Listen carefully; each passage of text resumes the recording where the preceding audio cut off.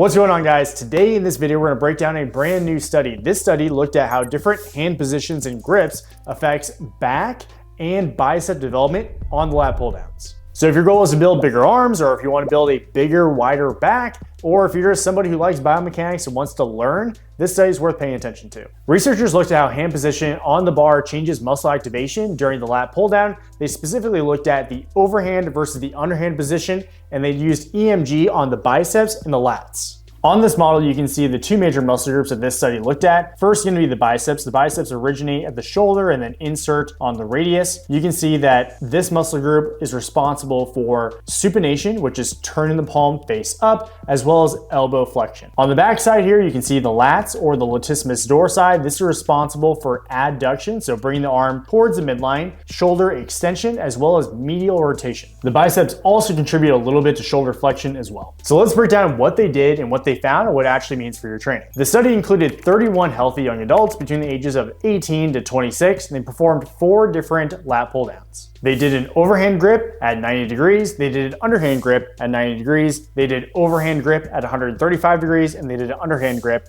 at 135 degrees. The researchers placed EMG electrodes on the biceps brachii and latissimus dorsi. The biceps were significantly more active during the underhand grip position in both 90 and 135 degrees. And you can see here the activation of the biceps in all the different conditions. So across both setups, the underhand grip clearly lit up the biceps more. Now, what about the lats? This is where things get a little bit interesting. For the lats, the underhand grip showed higher values in some conditions, especially at 90 degrees, but the results were not statistically significant for the whole sample. And then here are the values for the lats. So ultimately, this study gives a much better conclusion for the biceps compared to the lats. So the main conclusion from the study is that when you have an underhand position like this, it is a lot better for the biceps. And the reason being is going back to the beginning of the video where we talked about the function of the biceps. The function of the bicep is to flex the elbow, but also supinate the wrist. If we don't have wrist supination and we bring our arms pronated like this, the biceps brachii is way less active. Realistically here, the brachialis is doing most of the work. And so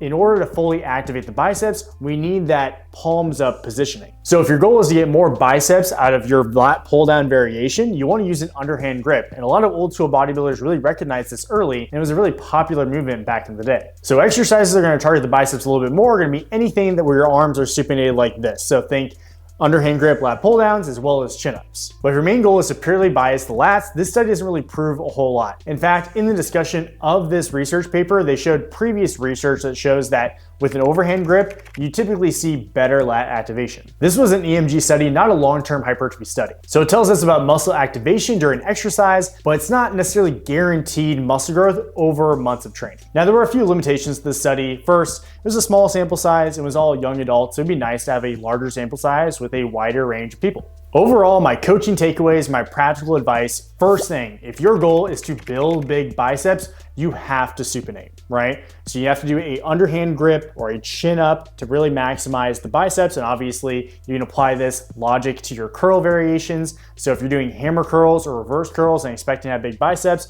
you're gonna be sadly mistaken. You need to supinate. You have to have your palms facing upwards. Now, when it comes to lats, it can be a little bit more complex because lats are a really big muscle group. First thing I'm going to recommend is an overhand grip or a neutral hand grip position. This is most likely going to be the most advantageous for biasing the lats.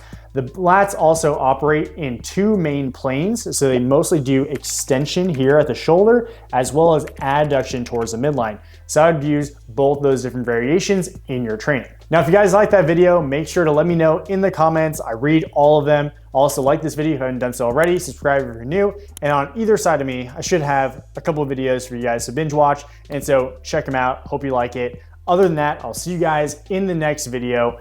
Peace out.